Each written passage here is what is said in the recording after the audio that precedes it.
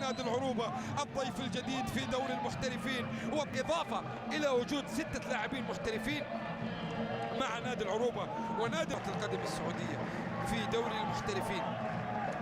الآن المحاولة قائمة، الفرصة لا زالت قائمة، المحاولة والتمريرة من الجهة اليسرى، التقدم إلى الأمام في محاولة، لدينا السقوط على أرضية الملعب. تعلم عليك أن تقدم كل ما لديك من أجل الظهور بطريقة. الآن العراقي من الجهة اليسرى سقط على أرضية الملعب، لكن حكم المباراة مشاهدين بنتائج مباريات الجولة الأولى، لكن هذا الهدف الأول اللي سجله إيغالو أو هذه الهجمة الثانية وهذه الكرة اللي كان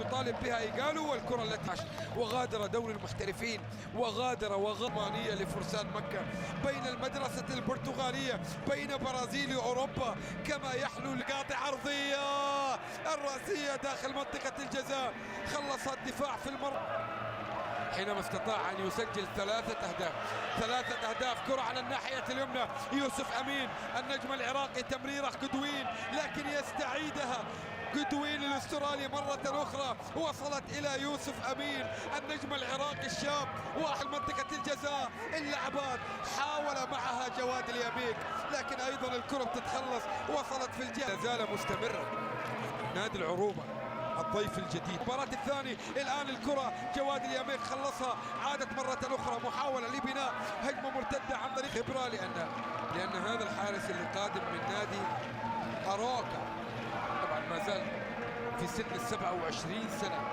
هذا الحارس التقدم عن طريق بندر درويش، يلعب الكرة مرة أخرى، وصلت إلى من أبناء نادي النصر يخوض موسمه الثاني إلى جوار القبل الأخير لإيغالو في ملاعب كرة القدم، لأن إيغالو تقدم في السن، وعامل السن عامل مهم جدا في عالم كرة القدم. عامل السن اللي في بعض الأحيان يحرمونك من اللاعبين. ونتذكر التصريح الشهير الظاهرة رونالدو داليما حينما قال استثنائية في عالم كرة القدم، هناك حالات استثنائية، والاستثناء الأول في عالم كرة القدم إلى جانب النادي النصر العالمي. بل لم يكتفي بذلك، بل إنه الموسم الماضي ضرب الرقم القياسي في هدافين كرة القدم السعودية، واستطاع إلى الوصول أو استطاع أن يضرب الرقم القياسي المسجل في عدد الأهداف. الآن الرأسية والكرة الجديد هو الآخر، واحد من الانتدابات لنادي الوحدة هذا الموسم، اللاعب الروماني ألكساندرو كريتو بالكعب، ملعوبة، تدخل الدفاع ونجح بإنقاذ الموقف بالكعب من جونينيو باكونا، يلعب الكرة على الناحية اليسرى في محاولة عن طريق يوسف أمين. الله من بين في هذه الأثناء الآن مشاركة كريستيان تيو 2009-2010 في ذاك الموسم التاريخي. تخيل بأن كريستيان تيو كان حاضرا. يلعب الكرة مرة أخرى، عادت مرة أخرى، وصلت إلى يوسف أمين في محاولة. جواد اليميك، عبد الله الحافظ، يا سلام، خذوهات لكن يتدخل،